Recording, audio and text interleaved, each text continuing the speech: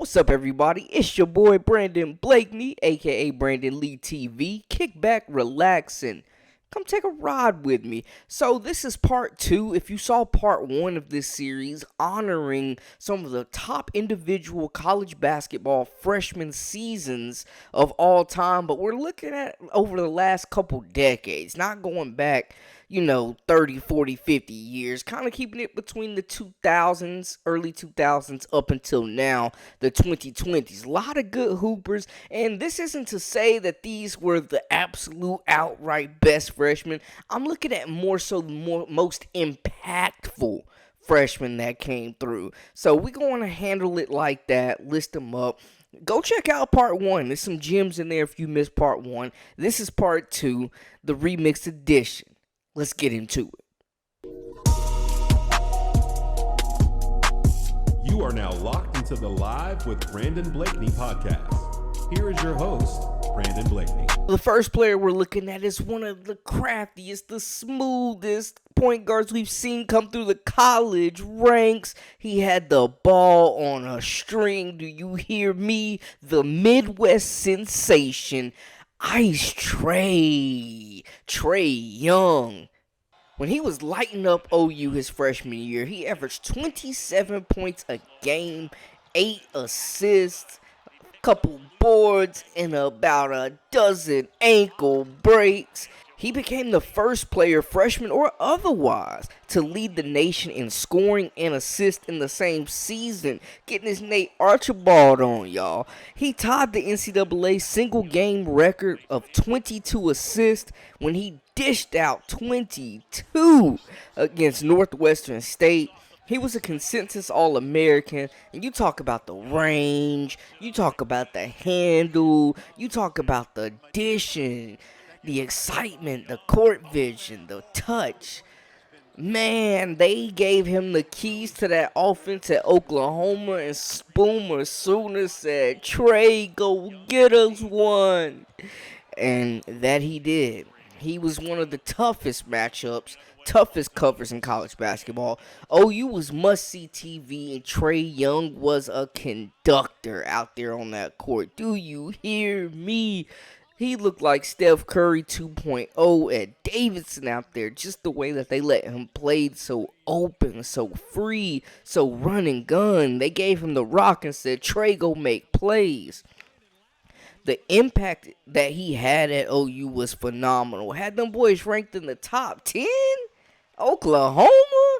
They hadn't seen the likes of that since Buddy Hield graced their presence, graced their arena. Trae Young, that's where the legend was made. Fresh off his high school run, fresh off dominating the Nike EYBL with Moken Elite and Michael Porter Jr., he came and took the college game by storm and became a lottery pick at Oklahoma, which is rare. We ain't seen too many come out of there. But Trae Young opened up the game for them and transformed OU basketball to must-watch TV, even if it was only for a season, baby. But he was cold. Hey, I believe in giving these guys their flowers when we still got the opportunity to do it. When we talk about most impactful freshman years, hey, Ice Trae, we gotta mention him in that category.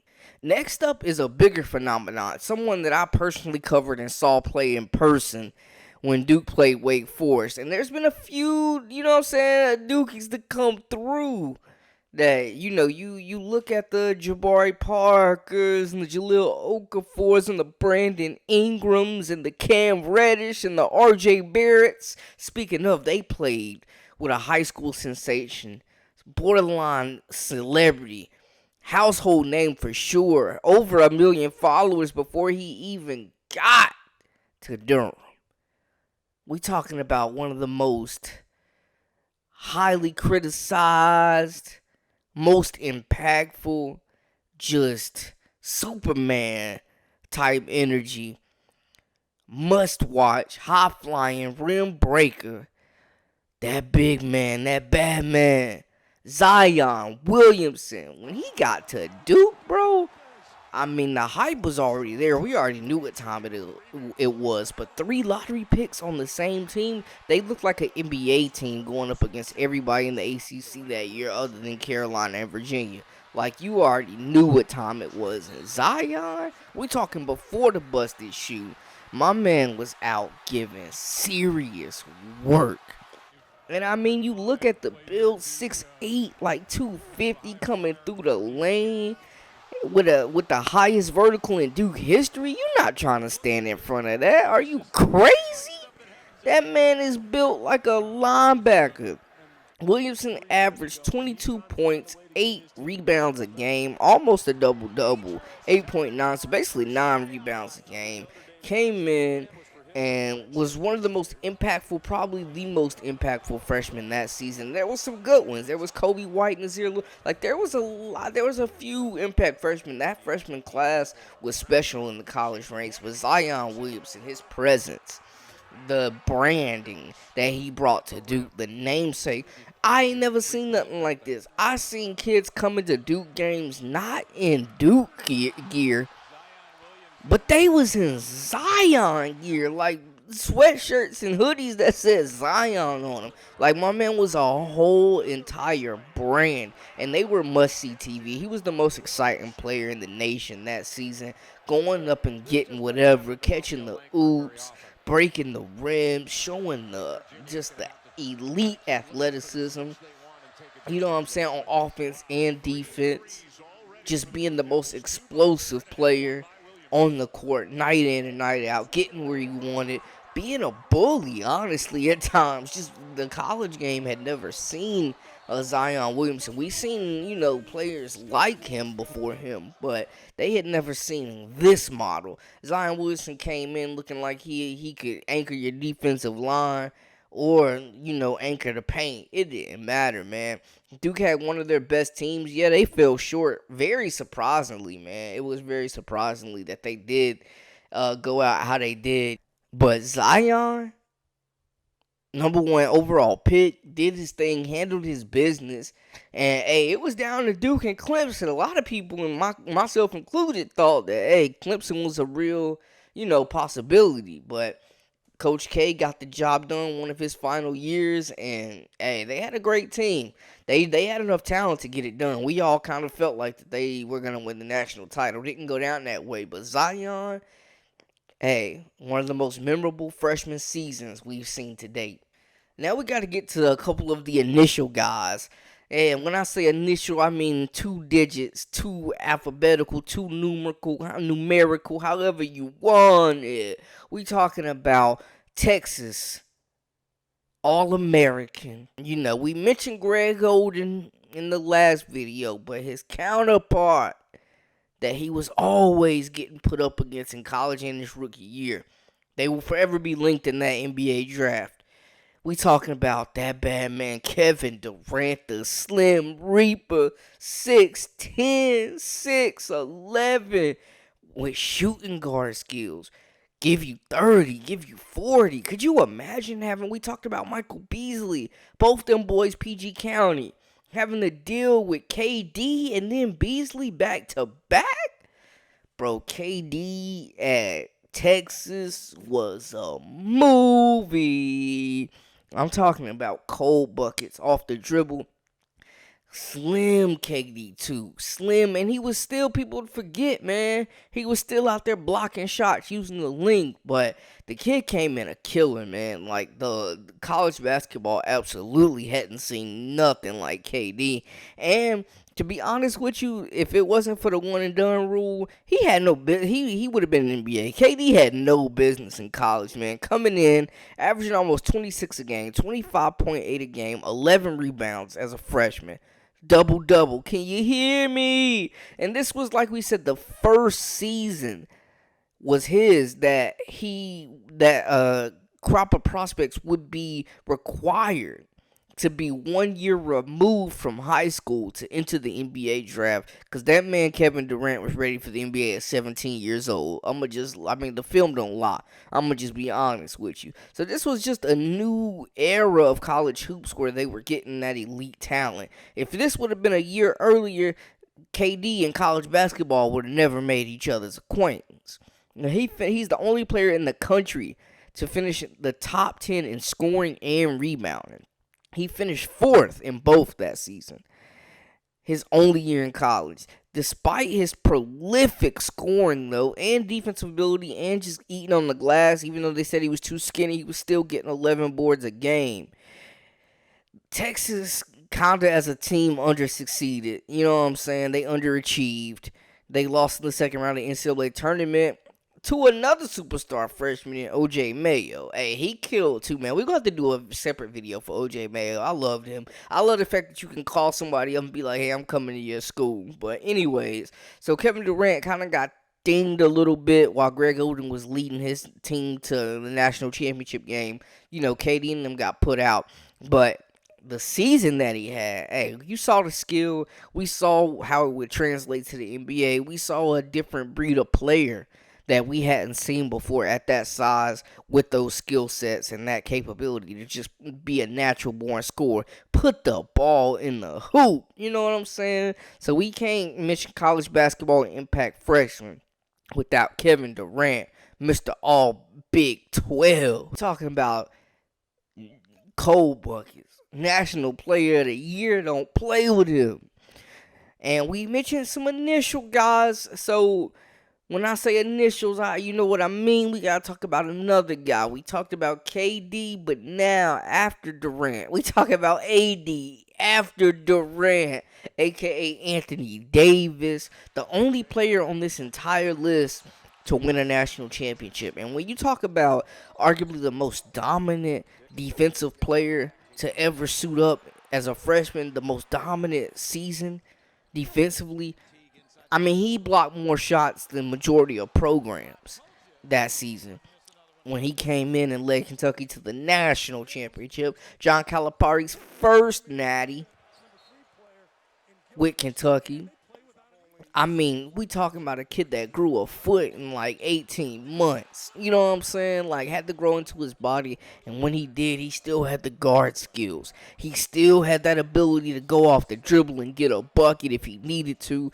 Agile, running the floor like a gazelle. The length that you can't coach. The mobility mixed with the length. I mean, if you can get from the paint under the basket to the three-point line to block a shot, you know you different. You know what I'm saying? That's way different. And AD, another one of those guys that had no business being in college, but hey, the rules are the rules, and that's what it was.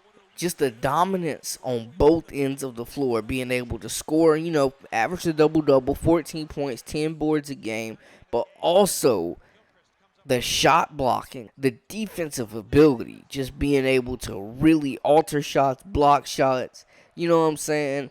And just, he won all the awards, too, that he deserved, the accomplishments, man, like, honestly.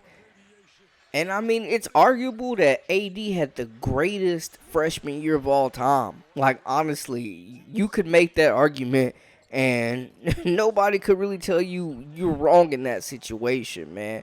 We talking about a guy that won most outstanding player in the NCAA tournament. He was the consensus player of the year, the number 1 overall draft pick, and the National Defensive Player of the Year, all as a freshman, bro. And it's crazy because up until this point, Calipari was really known for coaching great guards. You know what I'm saying? The Tyreek Evans, Derrick Roses of the world. We used to see the John Walls of the world, who was on part 1, as well as Derrick Rose. But we're used to seeing guys like that, and AD just comes and shatters it and is easily Coach Cal's best player that he's ever coached in college, man. This skinny kid from Chicago completely comes in and dominates the college basketball world, takes it by storm with a unibrow. And gets an endorsement deal. Bro, if NIL would have been a thing for AD, man, I'm talking about the tweezers and the eyebrow, man, that man would have made bank from a unibrow. Crazy work right there, man. But AD, if we were ranking him, he'd probably have to be number 1 off this list. Just respect from the clout, for the respect. for what he did, man. Winning the individual success mixed with the team success, man, you don't really see that from freshmen. Him and Melo, man, them two are different out of this entire list. But AD, man, arguably the greatest player on this list in college, arguably the greatest single season in college history, man. Just impacting both ends of the floor. And last but not least, we had to throw another Ohio State big man in there, and Big Sully, Jared Sullinger, the tank. Came into Ohio State, highly touted, stayed there a few years, had a good career with the Celtics in the NBA, and hey, good productive, solid role player, made some money. And he he was a wrecking ball on the scene. Came in like a wrecking ball. You talk about Miley Cyrus. That was Jared Sullinger at Ohio State, man. Him and Aaron Kraft, man. Them boys was giving out some serious work at OSU. You hear me? Sullinger, 6'9", big body, averaged 17 and 10. He was a consensus All-American and the Big Ten's first National Freshman of the Year since Michigan's Chris Webber in '92. That's a long streak to break. But Sullinger was tough, man. Just big, physical, grown man. Initiated the contact, finished through contact, was active on the boards, more athletic, in my opinion, that he got credit for. Had the soft touch, could shoot the basketball. You know what I'm saying? One of those new age bigs that could really spread the floor. But he came in and really, I think, overachieved, especially from year one, man, when you're trying to fill the footsteps of a Greg Oden type. You know what I'm saying? That's a big shadow. When he comes in from day one, earns that respect, earns that starting position, and really just imposes his will on the college game. And Jared Sullinger won a lot of games at Ohio State with that program. So just throwing that out there. Now it wasn't all, he ain't doesn't have some of the glamour that these other guys have. But when you talk about physicality, polished footwork, high intangibles, high IQ, you know what I'm saying? Just tough as nails. Understands the game, will abuse his opponent, will get by him, will use the angles, will use his body to just seal off and own that paint. Yeah, that we talking about Soldier, man. He had a hell of a career himself.